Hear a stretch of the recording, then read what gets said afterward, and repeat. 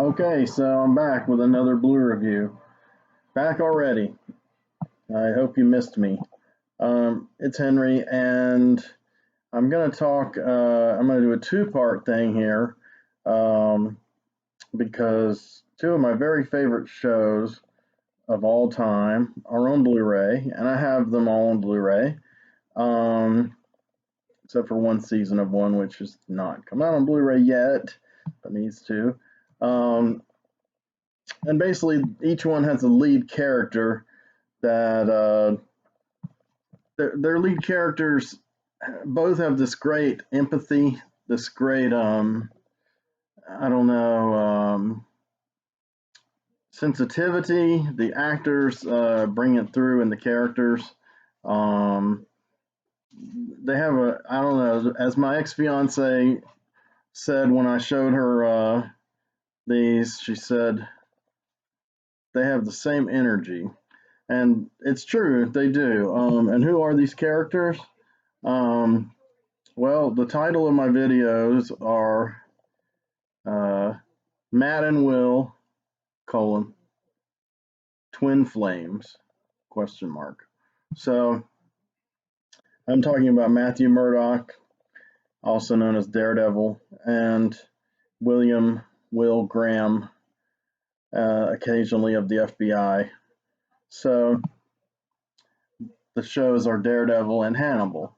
Both of them are adaptations of long-lasting, very popular pop culture literature. Both of them have been filmed previously in different incarnations with different performers. But, you know, to me, these are the definitive incarnations.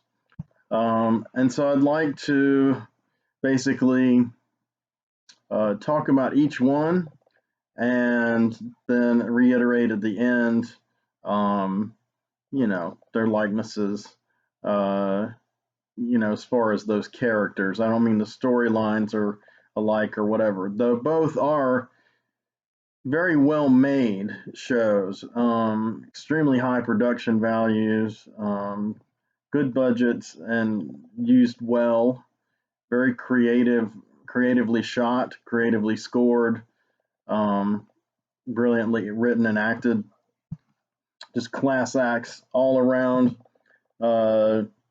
things that these properties are well deserving of. And in the case of Daredevil, we thought would never happen. I'm actually playing an episode of Daredevil now, so my eyes might dart up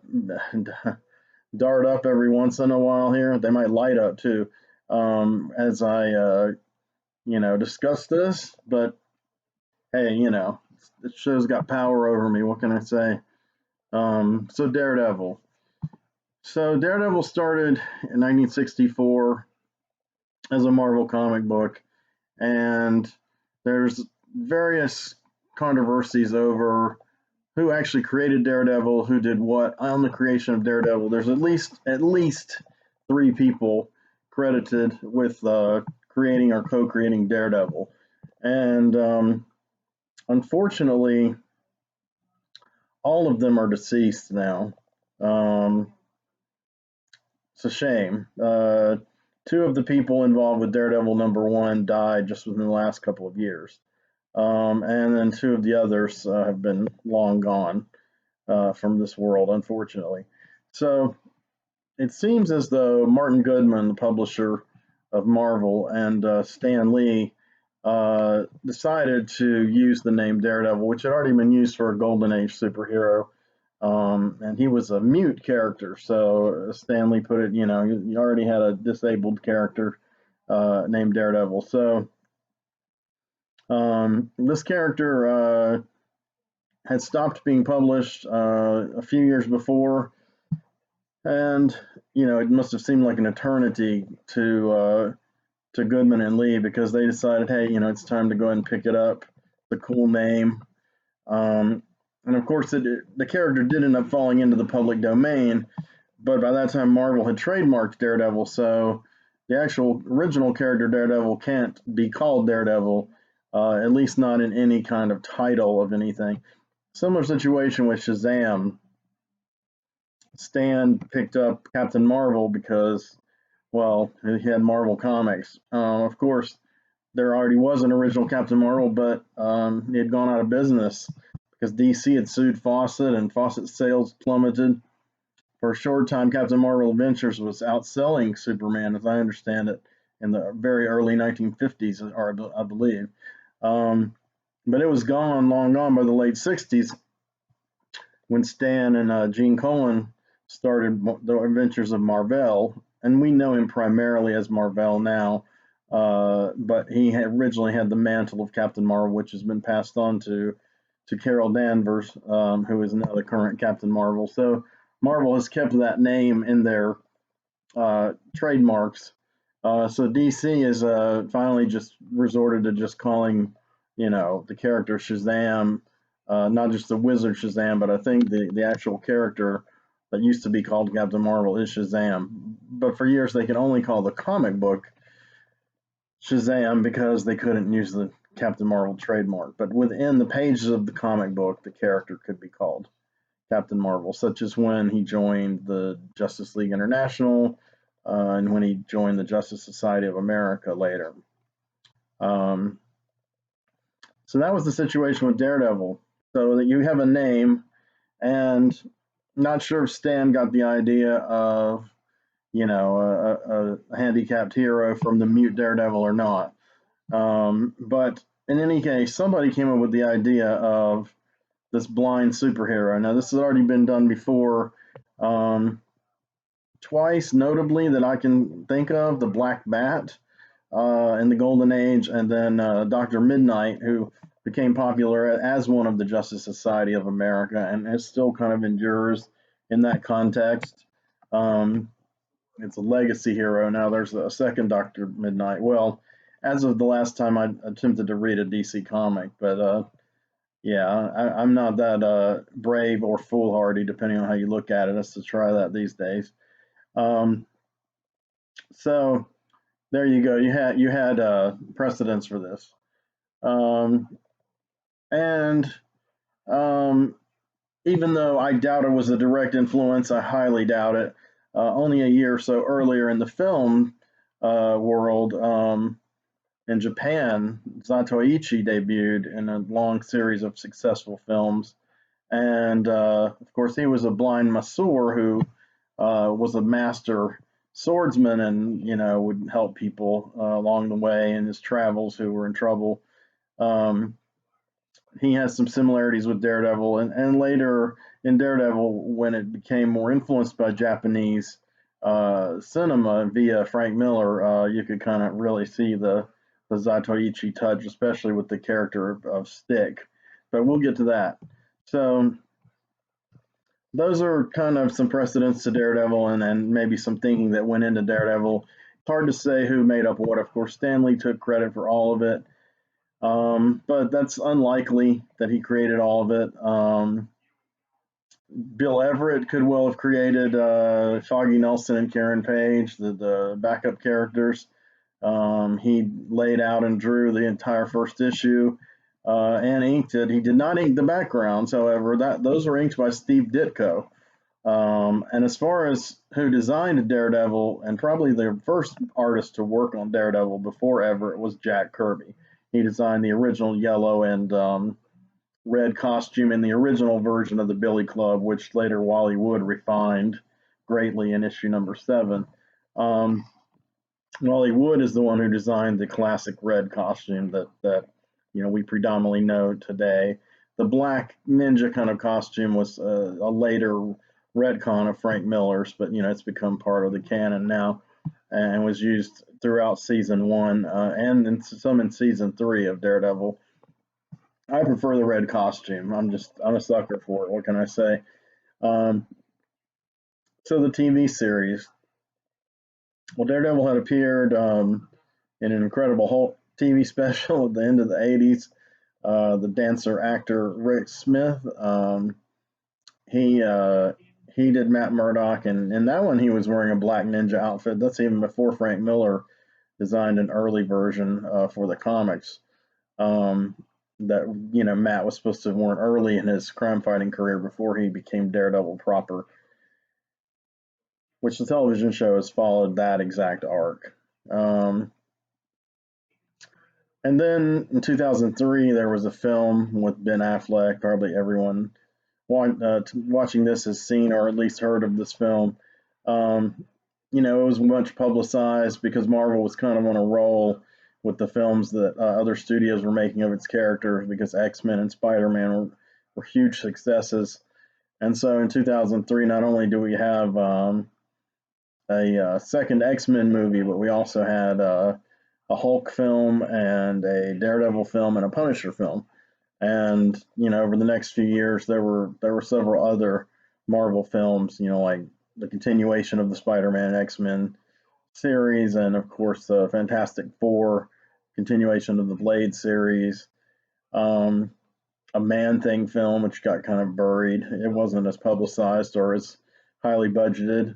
Um, but anyway, all this was on the road to Marvel owning their own studio and starting all that in 2000. Well, their first products coming out in 2008, and of course they've been at it ever since. But in any case, the film was, well, it's like Charlie Cox, who plays Matt Murdock in Daredevil on the TV series, says. He says Ben Affleck did a good job, playing Matt Murdock. The movie, I wasn't crazy over it. I'm paraphrasing, but that's essentially his verdict, and the same goes for me. I mean, I didn't like Ben Affleck as Matt Murdock per se, but he was all we had back then because Rex Smith just wasn't going to cut it coming back. But not only that, but in real life, he was a fan of the comic book. He was a big Frank Miller fan. And so, for all his flaws, whether he's successful or not, um, Ben Affleck was portraying Matt Murdock, his view of his take on Matt Murdock. And, give him props for that. The costume was faithful to the comic books. It's in some ways slightly more faithful to the comic books than the version we see in the Netflix Daredevil show, but the Netflix series costume looks way cooler. It kind of incorporates design elements from the various costumes Daredevil's had over the years. Because in the 90s, he had kind of a black and silver with a little red armor costume. So they kind of combined that with the yellow and red, with the classic red, and came up with what they have as the predominant costume in season 2. So, yeah, so the Daredevil comic book and the Daredevil movies, that's where we were at. Well, in 20, I guess 13, they began serious talks and casting and stuff. Early 2015 is when it debuted. I think it was April, perhaps. I remember watching it then a few months before I moved, which was July of that year, and I loved the show. The show was very grounded. It was very different than the movie. It was very different, obviously, than the Incredible Hulk TV movie with Rex Smith. It was somber. It was dark and gritty and filled with crime and gore. However, Matt stayed Matt, a sympathetic, kind man. He had a strong, he had a rage inside of him that was building, and you kind of got that impression. I mean, that's something that had happened in the comic books later too, from Frank Miller on down to Bendis and Brubaker writing it, but not as much during the earlier years.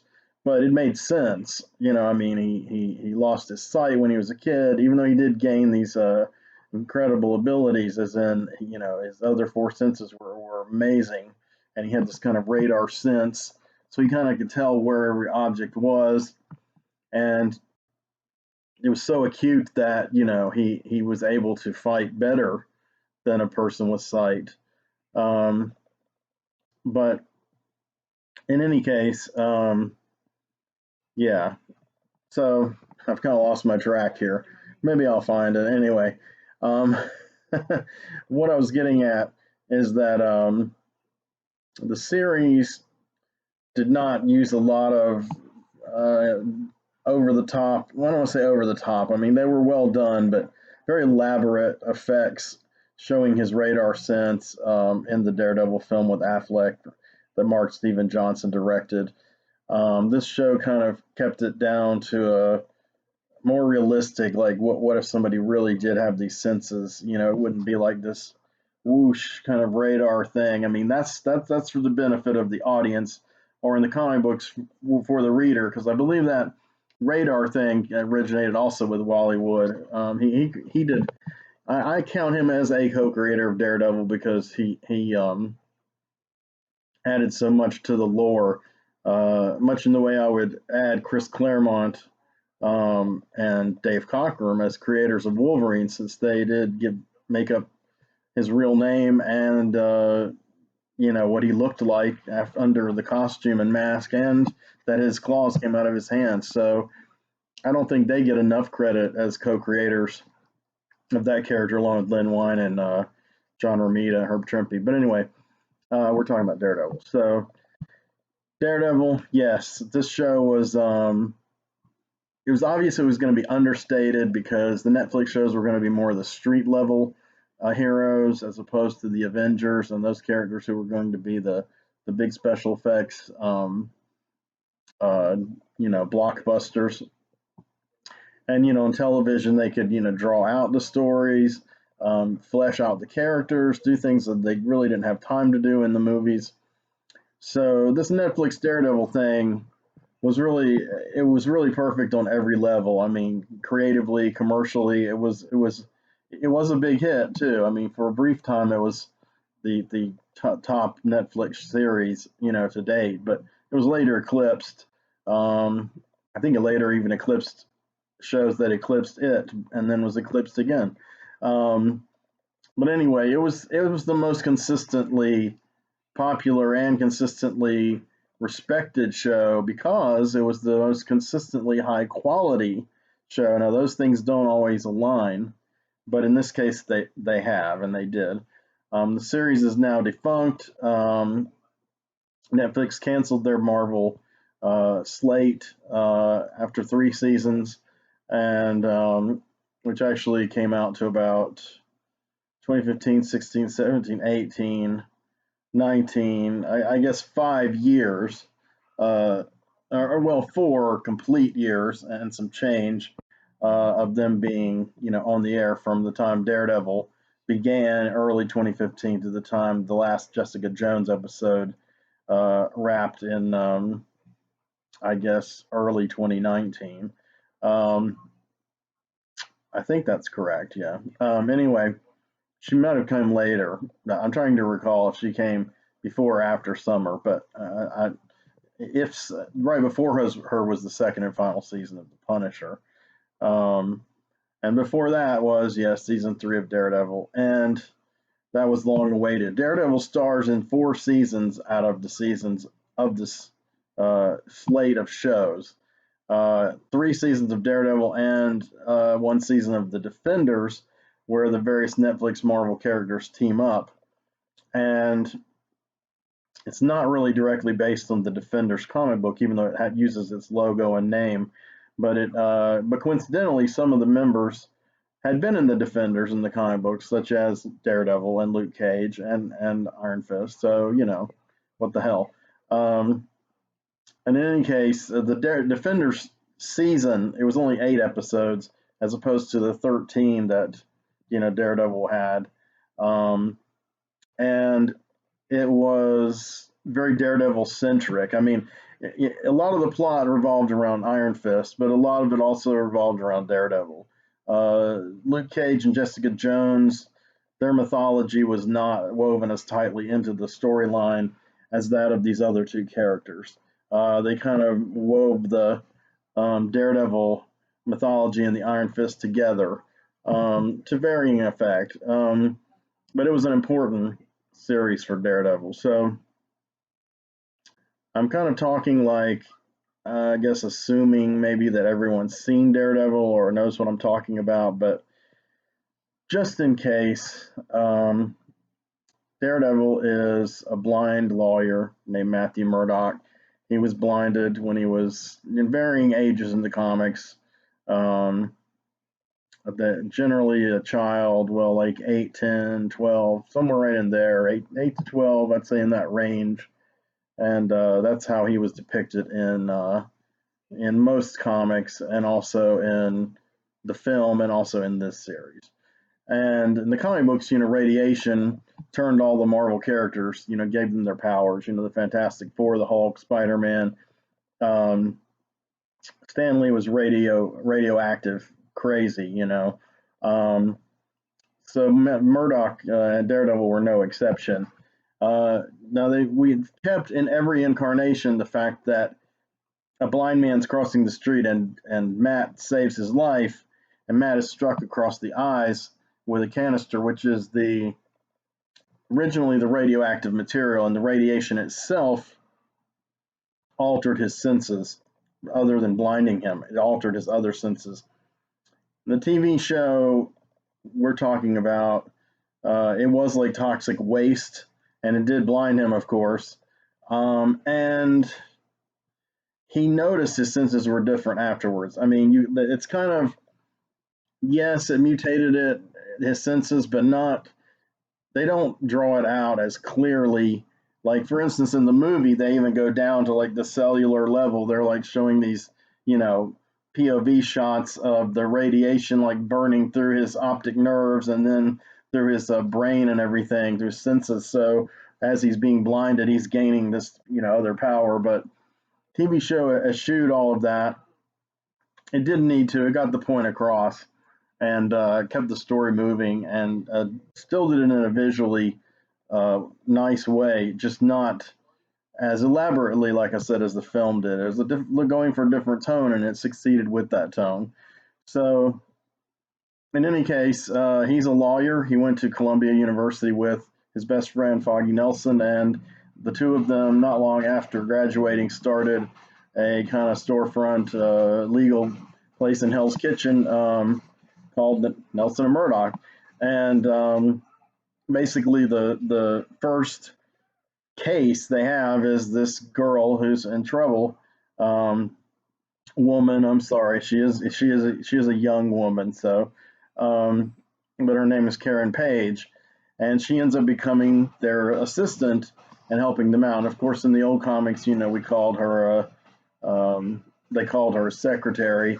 I guess that's less politically correct now, but that's essentially kind of what she was. I mean, she was basically working pro bono to help these cats out because they had saved her. They had taken on a case of hers where she was almost killed, and there's hints that she had kind of some darkness in her own background. So basically, that's the setup, and then the things that happen to Karen and things that start happening around Hell's Kitchen and throughout New York City in the criminal underworld, things that Daredevil, well, he's not called Daredevil then yet, but the black clad Matt Murdock, he, these things all point back to a man called Wilson Fisk. In the comic books, he was called the Kingpin. He's not called the Kingpin until season 3. Um, but Vincent D'Onofrio shaved his head and he put on some weight, and he really embodies that character brilliantly. Um, he's just got that certain edge, a certain danger, a certain fear that he instills in other characters. But Daredevil has it too. I mean, Matt is such a nice person, but Daredevil is really, he won't kill anyone. He made a vow not to kill anyone, kind of like Batman did, and I think Captain America and Spider-Man did. Most heroes haven't, but there's big notable exceptions. I guess Superman, whatever. But he'll do everything short of killing them, pretty much. I mean, he's not gonna like saw their arms off or anything, but he will torture them and break them, and wish they were dead. Um, he has that fierceness, that ferocity that does instill fear, kind of like Batman does in DC. And Daredevil wasn't always like that in the comic books, but he has been for quite some time now. And I'm thinking of a digression. There was an issue of The Punisher written by Garth Ennis and drawn by, I can't remember who did that issue, if it was a fill-in issue. It wasn't Steve Dillon, the regular artist. But, Garth Ennis, of course, now is becoming much more well-known as having written the material that the Punisher films and TV series, a lot of it is based on. And then, of course, he created The Boys with Derek Robertson, which is now kind of a hit show for Amazon Prime. Excellent series, too. You should check it out, The Boys. Anyway, I don't work for Amazon Prime. But yeah, Garth Ennis had an issue with The Punisher where you got three characters who are absolutely sick of the Punisher, just rampaging around, killing willy-nilly all these criminals. And so they team up, Spider-Man, Wolverine, and Daredevil. And Punisher figures out a way that, he's going to take them out, and he traps Spider-Man in a situation where he thinks he's going to trigger an explosive and die, so he doesn't move. And he tries to joke about it, but, he's kind of stuck. Wolverine, he basically blows apart, and of course, Wolverine can regenerate his bottom half of his body that's been blown apart. It's just pretty damn painful and it'll take a while. And the Punisher is just, he's doing good, man. He's batting 1,000, and Daredevil just punches his fucking way through a kind of shaky wall and just grabs Punisher's hand and starts to break it. In other words, Daredevil's the badass of those three, and that's kind of what he is now, and that's kind of how he's portrayed in the show, is that he's a sweet guy, but he can turn at any time into that. He has that dark side, and that is a key way also that he's like the character of Will Graham. They're both sweet, unassuming, accessible people. Albeit Will Graham is a bit more antisocial, but however, they have that darkness inside them, that potential to hurt, and in Will's case to kill, and it's another thing that makes them twin flames. So just to wrap up Daredevil for a few more minutes, season 1 was excellent. It had my attention, but I wasn't 100% sold on it when I first watched it. I mean, I knew it was brilliant television, but it didn't quite feel 100% like Daredevil to me yet. I mean, it was getting there as the show went on until episode 13. And that's actually what I'm watching now, what I have on in the background. This is my favorite episode. It's the final episode of season 1, and the title of the title of the episode is Daredevil. Because in this one, he finally becomes Daredevil. He gets the red suit. And when I was watching it, from beginning to end, I thought the music was incredible. It starts off with Jimmy Cliff track from The Harder They Come, and it just gets more and more powerful as Kingpin's criminal operation starts to kind of unravel around him, and he plans his escape. And of course, he's got a lover, Vanessa, who he doesn't want to let go of, and that's accurate to the comic books too. Vanessa has been his lover and his weak spot over the years in the comics, and so they're coming to get the Kingpin, but they're not really gonna. Kingpin's gonna do whatever it takes to get away, and you're just not gonna fuck with the Kingpin. And when I was first watching this, I was like, thought it was really exciting. I thought it was really cool. And I knew that Matt had gotten the costume made by Melvin Potter, who's also a character from the comic books, also sometimes known as Gladiator. And he was a costume maker in the comic books, and he looks just like Gene Colan designed him in the comic books. And I believe Gene Colan is who designed Gladiator without his mask. And he gets the costume, but you don't know what it looks like yet. And by this time, he's being called the Devil of Hell's Kitchen, just pejoratively. So you kind of see what's coming. He said he wanted a symbol, and Melvin told him, I think you're gonna like it, basically, you know. And so there's a great shot where Kingpin's armored transport is on the way, and it's been hijacked, and he's on his way to escape, and the Billy Club smashes through the window, and that moment on for the next several minutes is just incredible. I when I first watched it, I saw that, I got excited, I stood up, and I'm watching in the living room, and I'm like yelling, and I'm wishing my ex-wife wasn't in the kitchen cooking some potatoes, and I'm like, hey, I mean, this is like it's happening. He's going to be Daredevil, and then the camera swings up and on the rooftop, and there he is in the suit, and he's fucking Daredevil. I mean, you know, Ben Affleck, he may have been playing Matt Murdock, he may have been playing Daredevil, but Charlie Cox, you know, he is Matt Murdock, he is Daredevil.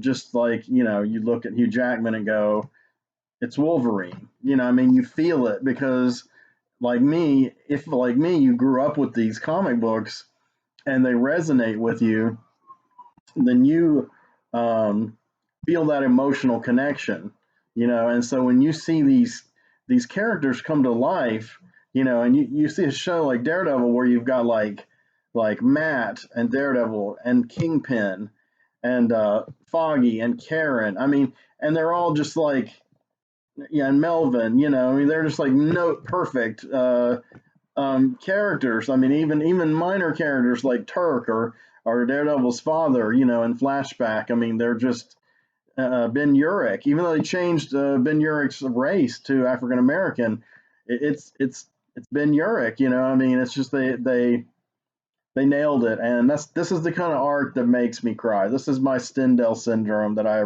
alluded to in my Harakiri review. Um, this is the kind of thing that makes me go, man, I'm glad that this is the frequency that my brain vibrates on, because it's transcendent. You know, I mean, making art, creating art, and consuming art. It's better than any drug. It's better than any religion. It's not better than sex, but you know, it's incredible. So, so you thought I was going to say it was better than sex, but no, I can't say that. Um, so you know, thus ends season one, and season two, he's got the costume, and we're mining his lore even further, and we bring in Elektra, who Frank Miller created as Daredevil's college sweetheart, and who's kind of a ruthless killer. Um, they changed her somewhat, but she looked and acted far more like Elektra did than in you know, in the comics than in the Ben Affleck film. Jennifer Garner did not look like Elektra and did not act like Elektra. So that was a whole wash from beginning to end. I mean, her origin was pretty similar, kinda. You know, in some ways more similar than in the TV show, but the TV show, he worked around it, and I do believe that um, Elodie Young did a good job as Elektra. I mean, Elektra to me in the comic books is a character that's hard to write. I mean, unless I guess you're Frank Miller. I mean, you know, she only appears sporadically in Daredevil comics. She always has this emotional effect on him. You know, she's died, she's come back to life, et cetera, et cetera. But it's that weird bond they have, and they translated that in the Defenders season when she returns to life after. Oh, spoiler! Yeah, she dies in season two, and not in any way similar to the comic books. In the movie, she does die as she originally died in the comic books, but they changed it around, they switched it about. But when she returns to life and Matt awakens this part of her that loves him, you know, their bond, their connection is, Matt is like, he's ready to give up everything for this woman. I mean, and that passion is what Frank Miller put into their relationship. It's like something that Matt, from the time he was in college until the time he encountered her as an assassin, however many years, or in Marvel's crunched time scale, maybe months, that was, it all came back to him. It's like he had repressed it, you know, throughout his relationships with Karen and with the Black Widow, both of which were major. And he had a couple of minor affairs in there too, like Heather. And yeah, they really captured that passion. And again, a lot of it is Charlie Cox and his incredible empathy. I mean, he's showing all this empathy with his eyes, like, like staring straight ahead. He's still blind. He still can't see. He can see this in front of him, but he can't see it. I mean, he can't see a work of art on a piece of paper. He'll never be able to see that. He'll never be able to see a movie. He can sense the movement. He can hear it better than anyone on earth. But you know, and that's the ironic thing about Daredevil is he's one of the more sexually active superheroes too. I mean, he's a very sensual character, and that makes sense. He's very attractive to women, and the women are usually beautiful or at least in some way extraordinary or interesting, like Mila, his wife in the comic books for a while, who was also blind. She wasn't like a gorgeous bombshell like the Black Widow, but she was very attractive and very interesting. And these women, they really fall for Matt. I mean, Echo is another one. There's been quite a few. Typhoid Mary, good lord. I mean, Matt's. It's been pretty straight up obvious that with the exception of Karen back in the old kind of coy days of the '60s, that Matt has had sex with all of these women, and he can't see their faces. He can make out their figure. He can probably feel their energy, and that's a sexual thing for sure. And that's actually something that I really hadn't thought tremendously about until just now, but that is true. But their actual face, their beauty. I mean, he can touch them and he can sense them with his hands, but he'll never actually see how beautiful they are, like to all other men. But they love Matt, I mean, and they're attracted to him not just for his looks, but just his sensitivity, which is his senses, literally. So you've got an actor like Charlie Cox who's got that kind of sensitivity as a performer, and you're set to go, man. Just perfect. The other highlight I want to talk about real briefly in season 2 before we move on to the end of this installment, and we'll get into Will Graham in the next one, is The Punisher. The Punisher's finally done right. He also was filmed several times prior to this. Three different Punishers live action prior to John Bernthal from The Walking Dead.